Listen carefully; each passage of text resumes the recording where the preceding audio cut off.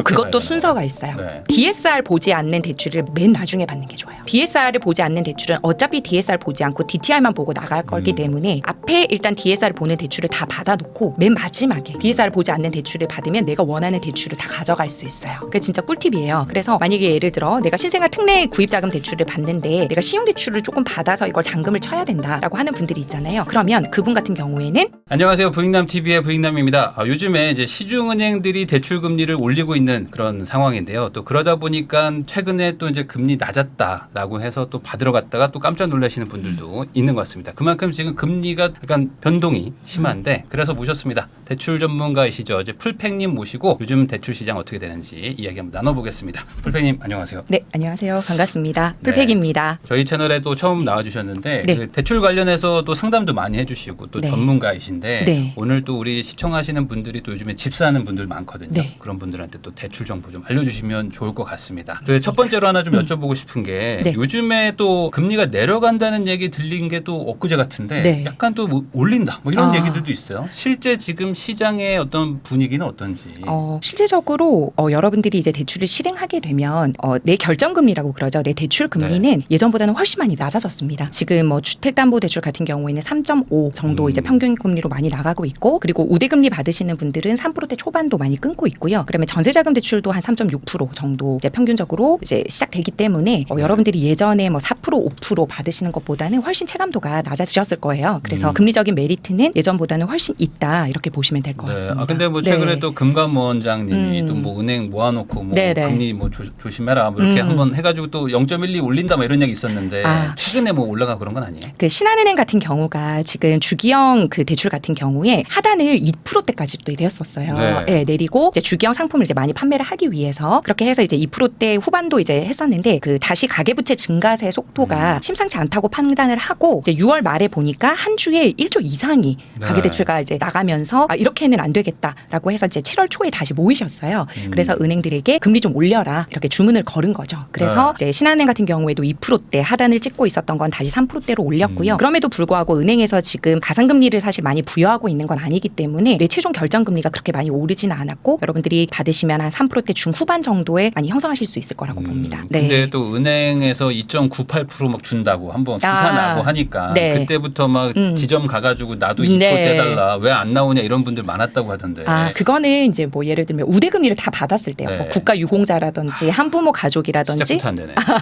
그러니까 그런 식으로 내가 최대로 받을 수 있는 우대금리를 다 혜택을 받게 되면 그 2%대 후반도 받을 수 있었다라는 거고 평균적으로는 한 3%대 중후반 정도라고 보시면 되겠습니다. 그러면 뭐 전세나 뭐 매매나 다 3.56 정도 뭐 6, 7, 8 정도 뭐 그 정도. 네네 3%대 중후반 이렇게 보시면 될 것 같아요. 그렇게 받을 수 있다. 그러면 사실 이게 뭐 한때 금리가 확 튀긴 했었지만 이 정도면은 예전에 뭐 코로나 뭐 직후 뭐 그때랑 뭐 아주 크게 차이 나는 것도 아닌 것 같기도 해요. 그때로 이제 많이 돌아가고 있다는 이제 체감이 들 정도로 그래서 그런지 이제 모르게 이제 주택 매매의 수요가 많이 늘어나고 있잖아요.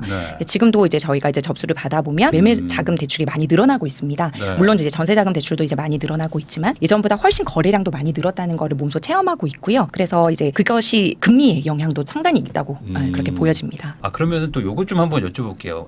최근에 이제 스트레스 DSR 해가지고 이제 뭐 2달 미뤄놨는데 이번에 또 안 미룰 수도 있으니까 그러면 이제 9월에 시행이 된다 그러면 이제 한 달 정도 남은 거거든요. 그래서 지금 빨리 받아야 되나 뭐 이런 얘기 하시는 분들도 있는데 이게 실질적으로 어떤 개인이 대출 받을 때 많은 영향을 주는지 실제 빨리 받아야 되는지도 좀 궁금하거든요. 스트레스 DSR 2단계가 되면 확실히 지금보다는 내 대출 한도가 많이 줄어들 건데 그게 몇 억 이렇게 줄어드는 건 아니고요. 몇 천만 원 정도 줄어드는 거예요. 지금도 이제 스트레스 1단계가 적용이 되고 있고 이 스트레스 1단계가 적용되는 대출은 1금융권 주택담보대출에 한해서 변동금리 차주에 한해서 지금 적용이 되고 있는데 2단계가 되면 이 1금융권 은행의 주택담보대출뿐만 아니라 신용대출도 스트레스 DSR을 적용받게 됩니다. 그리고 지금 적용하지 않고 있는 2금융에 있는 주택담보대출도 적용이 되기 때문에 이 대출들을 받아야 되는 예를 들면 내가 신용대출을 급하게 받아야 된다든지 아니면 집을 사는데 좀 더 DSR이 열려있는 그러니까 왜냐하면 2금융 같은 경우에는 DSR 40%에 갇히지 않고 DSR 50%까지 늘려주니까 지금은 사실은 2금융권 주택담보대출을 받는 게 한도 면에서는 더 유리하죠. 물론 1금융권 은행의 금리를 이길 수는 없지만 그래서 만약에 예를 들어 내가 스트레스 2단계가 적용되기 전에 보험사나 2금융권에서 대출을 좀 더 많이 받아야 돼라고 하면 당연히 스트레스 DSR 2단계가 도입되기 전에 지금 움직이시는 게 훨씬 대출 한도를 많이 가져갈 수 있는 게 사실입니다. 그러면은 그 2금융권하고 1금융권의 차이가 좀 있을까요? 네, 금리 차이가? 그럼요. 한 네. 어느 정도? 한 1% 정도는 차이 나신다고 아. 보면 되고요. 보험사 같은 경우는 4%대 초반부터 이제 출발한다고 보시면 돼요. 네, 그러니까 한 그러면은 0.5에서 네, 1%. 0.5 죠. 네. 그러면 그렇게 이자 차이면은 뭐 적은 건 아닌데 네. 그럼에도 불구하고 요즘 분위기는 음. 그래도 좀 DSR 높게 해서 최대로 좀 대출을 그쵸. 받고 싶어 하는 분들이 좀 늘었나요? 네, 예전보다는? 그렇죠. 확실히 내가 사실은 사고자 하는 집은 항상 저희가 1, 2억 정도가 모자라서 못 항상 사잖아요. 모자라요. 네. 네. 네, 그런 거는 1금융권 같은 경우에 예를 들어서 내가 연봉 3천만 원인데 지금 은행권에 가면 2억 정도 받을 수 있단 말이에요. 네. 그런데 이제 보험사로 가면 5천 정도가 더 나오고 만약에 내가 이거를 정책자금 대출 DTI만 보는 걸로 간다 그러면 1억 원이 더 나오는 3억 이상이 나온단 말이에요. 근데 이게 연봉이 높아지면 높아질수록 그 나올 수 있는 대출 한도 차가 더 커지게 되어 있습니다. 네. 그래서 뭐 연봉 5천이라든지 그 이상인 분들은 확실히 1금융권에서 주택담보대출을 받으시는 것보다 2금융권에서 스트레스 DSR 적용받기 전에 받으시는 게 몇 천, 몇 억까지도 차이가 나기 때문에 네. 지금 내가 한 1, 2억 정도 부족해서 집 매수에 조금 고민이 된다라고 하시면 빨리 계약이라도 하시면 스트레스 DSR 1단계로 적용을 받거나 2금융 같은 경우에는 적용받지 않고 나갈 수가 있어요. 그렇군요. 네. 그러니까 이런 걸 좀 참고하셔가지고 이게 물론 금리도 되게 중요하긴 하지만 네, 이제 금리 맞습니다. 인하의 어떤 그런 느낌도 있다 보니까 지금은 좀 대출 한도를 조금 더 중점적으로 보시는 것 같기도 합니다. 그 요것도 한번 여쭤볼게요. 이 그 지금 유튜브 운영하시잖아요. 유튜브가 이제 풀팩의 대출력인데 네, 네. 이 대출력이라는 게 뭔지 아. 막 항상 대출력에 대해서 얘기를 하시니까. 네. 대출력이라는 단어는 제가 만든 단어라 여러분들이 생소할 수도 있는데요. 대출 활용 능력의 줄임말이라고 보시면 됩니다. 그러니까 대출 지식에 머무는 것이 아니라 내가 대출을 얼마나 잘 알아서 내 자산을 증식시키는 데 도움이 되는 대출로 활용할 수 있는가라는 그 능력과 지혜를 기르는 거라고 보시면 되거든요. 네. 그러니까 예를 들어 제가 1금융권 국책은행원 출신인데 제가 은행에 있었을 때 저는 사실 대출력이 많았던 건 아니에요. 대출 지식은 있었을지 몰라도 대출력이 많아서 내 자산을 증식시키는 빚을 활용하는 능력을 가졌다고는 말을 못 하거든요. 근데 이제 투자자분들 같은 경우에 내 돈이 약간 부족해서 대출이라는 레버리지를 잘 활용을 해서 내 자산을 증식시킬 수 있는 좋은 빚으로 만드는 능력을 가지시는 분들이 있어요. 그런 분들을 저는 대출력이 충만하신 분들이라고 네. 이제 표현을 해요. 그래서 내가 가지고 있는 대출도 순서에 따라서 나오기도 하고 나오지 않기도 하고 그리고 내가 알고 있는 대출 지식은 요 정도였는데 사실 좀 더 잘 알고 이 대출과 잘 활용할 수 있는 능력을 가지게 되면 좀 더 좋은 집에 좋은 입지에 있는 집을 내가 살 수가 있기 때문에 정말 급지가 달라지거든요. 대출력을 잘 활용을 하게 되면 그래서 저는 이제 대출 지식에 머무르는 그런 편파적인 지식이라든지 떠도는 지식이 아니라 정말 잘 내 좋은 자산에 스며든 좋은 빚이라는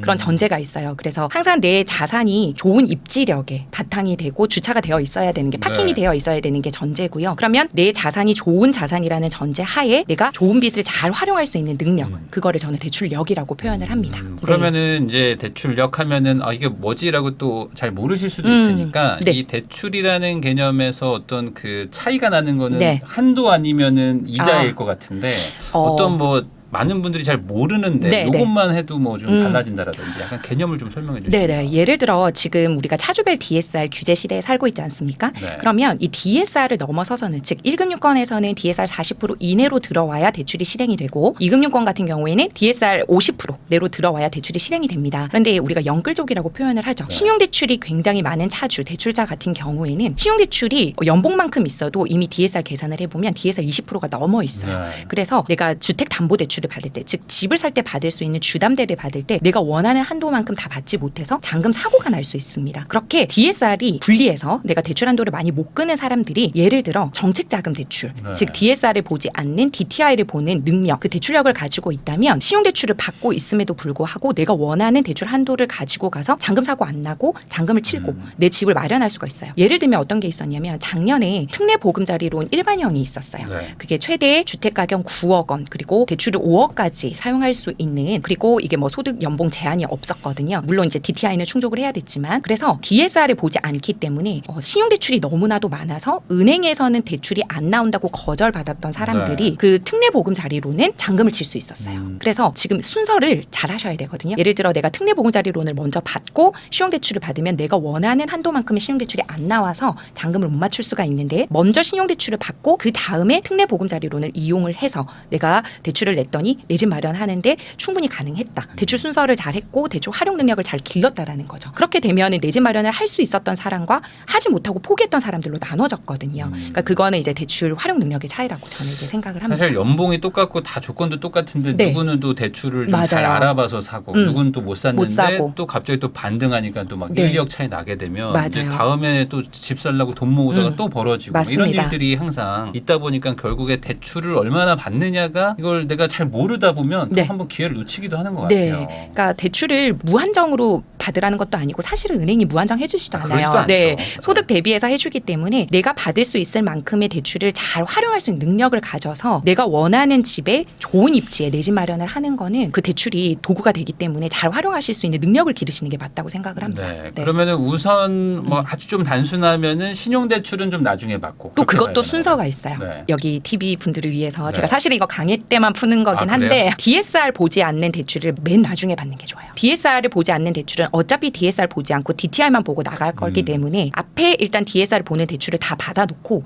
맨 마지막에 DSR 보지 않는 대출을 받으면 내가 원하는 대출을 다 가져갈 수 있어요. 그게 진짜 꿀팁이에요. 그래서 만약에 예를 들어 내가 신생아 특례 구입자금 대출을 받는데 내가 신용대출을 조금 받아서 이걸 잔금을 쳐야 된다라고 하는 분들이 있잖아요. 그러면 그분 같은 경우에는 신용대출을 먼저 받아놓고 그 다음에 신생아 특례로 잔금 대출을 DTI 만 일으키면 보니까. 네 그렇게 해서 순서를 잘 가져가야 지금은 대출이 나오기도 하고 나오지 않기도 한다. 그래서 대출 지식을 바르게 갖는 게 되게 중요하죠. 그러면은 또 이런 것들도 있잖아요. 그러니까 내가 연봉이 얼마면 뭐 대략 몇 배 정도 나온다. 뭐 이런 기준도 뭐 대략적으로 한번 알려주시면은 네. 조금 나는 얼마 나오겠구나라는 것도 생각할 수 있으니까. 만약에 나에게 어떤 부채도 없다. 어떠한 부채도 없고 내가 연봉 대비해서 주택담보대출만 일으킬 거다라고 하면 이제 스트레스 DSR 1단계가 적용이 됐기 때문에 1금융권 은행에서 대출을 받는다고 가정을 했을 때 연봉이 한 6배 정도. 연봉이 6배 정도 나온다고 생각하시면 돼요. 연봉의 6배 정도가 사실 맥시멈이라고 하면은 합법적인 선 안에서는 네. 그게 끝인 거죠. 뭐 더 받기가 뭐 쉽지는 않은 거죠. 네. 그렇죠. 근데 이제 지금 여러분들에게 말씀드릴 수 있는 건 아직 우리가 9월이 되지 않았고 스트레스 DSR 2단계가 적용이 되지 않았기 때문에 아직은 스트레스 1단계란 말이죠. 그러면 스트레스 DSR을 아직 적용받지 않고 있는 이금융권 같은 경우에는 여전히 한 연봉의 8배 이상도 나갈 수 있어요. 그래서 그거를 그러니까. 잘 활용해 보실 수 있는. 그리고 또 하나 더 꿀팁을 드리면 이게 스트레스 DSR 2단계 적용되기 전에 계약만 해도 돼요. 계약서를 작성하시고 계약금 네. 영수증만 첨부가 되면 나중에 내가 스트레스 DSR 2단계가 도입되는 9월 이후에 잔금을 친다 하더라도 스트레스 1단계 적용되는 걸로 봐줘요. 갑자기 드는 생각인데 한 잔금을 한 1년 반 뒤에 뭐 이렇게 해도 상관없는 거. 매도자가 배액 배상을 할 수 있을 것 같은. 네. 그래서 어쨌든 이제 계약일 기준이니까 네. 뭐 만약에 너무 마음이 좀 급하시다 그러시면은 뭐 한 9월 전에 네, 이제 계약이라도 미리 계약만 하셔라. 하셔서 계약금만 보내놓으셔도 우선은 괜찮을 수 있다. 또 많은 분들이 또 고민하고 계신 것들 중에 하나가 뭐 항상 뭐 고민이실 것 같은데 뭐 고정으로 받아요, 변동으로 받아요, 뭐 이런 얘기 하잖아요. 네네. 그래서 이제 한번 금리가 이렇게 급등했던 시기를 또 겪고 나니까 네. 무조건 고정해야 된다. 음. 근데 또 금리 요즘에 좀 내려간다니까 또 변동 갈까? 뭐 이런 거 고민하시는데 네. 요즘에 어떤 그 트렌드는 좀 어떤지. 사실상 지금 여러분들이 은행에 가보면 가장 금리가 낮은 게 주기형 네. 고정 금리 상품이라고 보실 수 있어요. 주기형 같은 경우에는 사실 스트레스 DSR에 있어서도 한도가 제일 적게 줄어드는. 그러니까 내가 대출 한도를 가장 많이 가지고 갈 수 있는 좋은 대출이기도 한데 심지어 금리적인 메리트도 있는 거예요.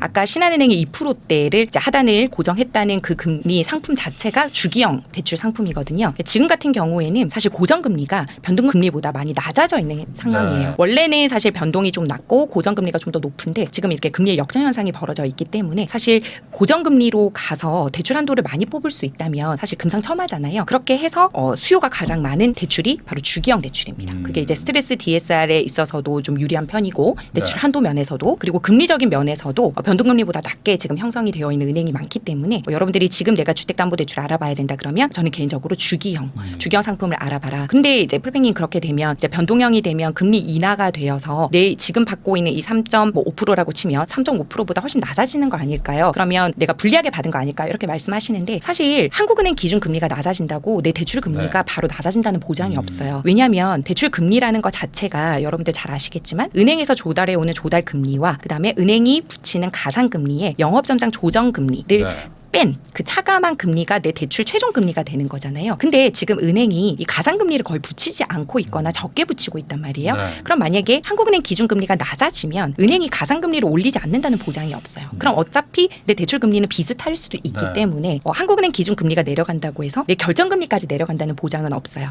그렇기 때문에 지금 주기형 대출의 이 3.5% 정도의 금리라면 괜찮지 않을까. 그리고 대출 한도도 원래 변동형 그 담보대출보다는 많이 받을 수 있다라고 하면 저는 개인적으로는 지금은 주기형이 좋다라고 생각을 하지만 그렇지만 여러분들이 이제 주택담보대출에 이제 실행을 하고 잔금을 칠 때 이제 자설을 하러 가고 다시 한번 확인을 하실 때 이미 이 주기형 같은 경우는 사실 정부에서 밀어주기도 해요. 이게 무슨 말이냐면 은행에 4월에 이제 금융위에서 뭐라고 발표를 했었냐면 신행정지도안을 발표를 했었거든요. 네. 그래서 지금 우리나라의 그 차주들은 변동형 차주가 너무 많다. 그래서 은행에서는 각자 알아서 고정금리 차주의 비중을 높여라. 네. 고정금리 차주 비중이 지금 한 18% 정도인데 연말까지 30%까지 늘려라라고 주문을 해놓은 게 있어요. 그래서 지금 이제 은행 쪽에서는 그러면 고정금리 수요를 많이 가져와야 하니까 지금 고정금리에 대한 금리적인 메리트를 줘서 네. 사람들이 영업을 해서 가지고 오고 있단 말이에요. 그래서 지금 이제 주기형 금리가 낮아져 있는 걸 수도 있거든요. 그래서 만약에 이 영업이 끝나게 되면 주기형 대출의 금리가 올라갈 수도 있는 거죠. 그렇기 때문에 내가 대출을 받을 그 시점에 정말 주기형 대출 금리가 여전히 한도 면에서도 그렇고 금리적인 메리트가 있는지를 다시 한번 파악을 한번 해보시고 변동금리와 비교를 하셔서 최종적으로 선택을 하시는 게 맞지 않나 이렇게 생각이 듭니다. 고정금리가 어쨌든 낮으면 네. 지금은 뭐 한도가 더 중요한 시기일 수도 있으니까 우선 받아놓고 네. 나중에 뭐 금리 차가 많이 나면 그때 뭐 갈아타기를 할 수도 있는 거 네, 아니겠습니까? 그렇죠. 이제 갈아타기 이제 대환인데요. 문제는 대환할 때는 여러분들이 주의하셔야 되는 게 DSR을 보죠. 네. 대환은 갈아타기 할 때. 그러면 내가 스트레스 DSR 적용받기 전에 받았던 대출 한도와 내가 그때 당시에 대환을 할 때의 스트레스 DSR 적용했을 때의 한도가 달라질 수도 있다라는 거예요. 네. 즉 내가 3억 3천까지 받을 수 있었는데 내가 스트레스 DSR 도입되고 2단계가 도입된 다음에 대환을 하려고 봤더니 5천만 원이 줄어들었어. 이렇게 할 수도 있는 거잖아요. 그렇기 때문에 대출 한도의 변동이 있을 수 있다. 대환은. 왜? 새롭게 DSR 계산이 들어가기 때문에. 그래서 대환할 때는 항상 내 DSR을 다시 새롭게 계산한다라는 거를 염두에 두시고 내 대출 한도가 줄어들 수도 있겠구나라고 생각을 하시고 움직이셔야지 단순히 금리를 낮추기 위해 움직이는 거는 저는 비추하고요. 여러분들이 이제 내가 대출 한도도 한번 비슷했고 동액 대환이 된다든지 아니면 금리는 확실히 메리트가 있다. 그러면 네. 그때 갈아타셔도 늦지 않다고 생각을 하고요. 결국에 이 대출력이라는 거, 그러니까 이런 네. 것도 다 공부를 해가지고 이게 상황마다 다르고 사람마다 다른 거니까 네. 무작정 뭐 이렇게 정답은 있는 건 아닌 것 네, 같습니다. 맞습니다. 그 신생아 특례 소득 기준도 좀 바뀐다고 하는데 네, 맞습니다. 이제는 많이들 받으실 수 있는 단계까지 간 거죠, 거의. 지금은 이제 1억 3천으로 네. 하고 있는데 사실 정부가 발표한 건 2억이에요. 네. 근데 지금 은행권이나 이제 저희가 도시보증공사에 전화를 해보잖아요. 그럼 아직까지 1억 3천으로. 아직까지는.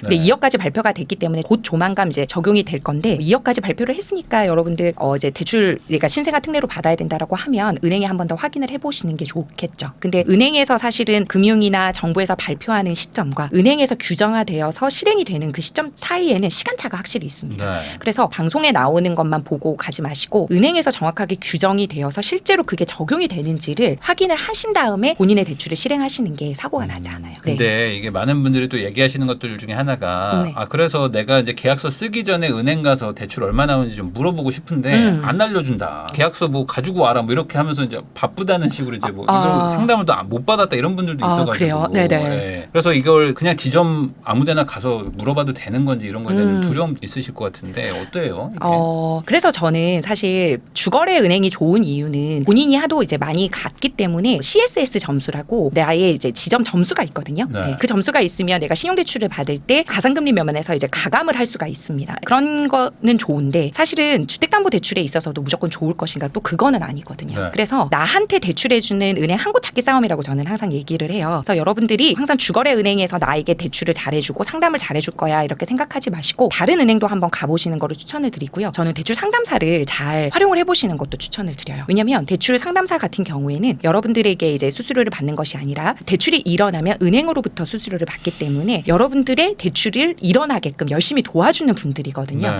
그렇기 때문에 정식으로 이제 등록된 대출 상담사, 믿을 만한 대출 상담사라면 상담도 굉장히 잘해주십니다. 은행원보다 훨씬 잘해주실 때도 많아요. 네. 왜냐하면 저도 이제 사실 은행원의 입장도 있어봤고 지금은 대출 상담사로 일하고 바쁘니까. 있지만, 네, 정신 그땐 없는데 막 갑자기 누가 와가지고 저 뭐 살지 모르겠지만 얼마 나와요 이러잖아요 보통. 보통. 그래도 이제 저희는 최선을 다해서 이제 CS 점수가 있기 네, 때문에 네, 네. 잘해드리긴 했지만 네. 그래도 이제 이 고객이 끝까지 대출까지 이어질 수 있도록 여러 네. 은행 중에 좋은 조건으로 비교도 해드리고 끝까지 상담을 잘 해드리는 거는 대출 상담사가 더 좋지 않나. 저도 생각이 웬만하면 대출 상담사분한테 받는 것 같아요. 왜냐면 그게 결국에 여러 은행들도 비교도 되고 네. 실질적으로 그게 뭐 금리가 뭐 차이 나거나 뭐 그런 전혀 더 그런 거 낮은 없습니다. 경우들도 네, 많아가지고. 맞습니다. 근데 이제 네. 많은 분들이 뭐 대출 상담사 이렇게 하니까 뭐지 뭐 나한테 뭘 받아가나 그렇게 하시는데 실제로는 뭐 그런 거는 뭐 네. 없다고 보셔도 뭐 네. 무방하지 않나. 맞습니다. 고객에게 그 수수료를 수취할 수 없게 되어 있어요. 네. 네. 그래서 이제 뭐 여러 곳을 비교한다라는 개념으로는 이제 대출 상담사도 한번 통해서 받아보시는 것도 괜찮을 것 같습니다. 네.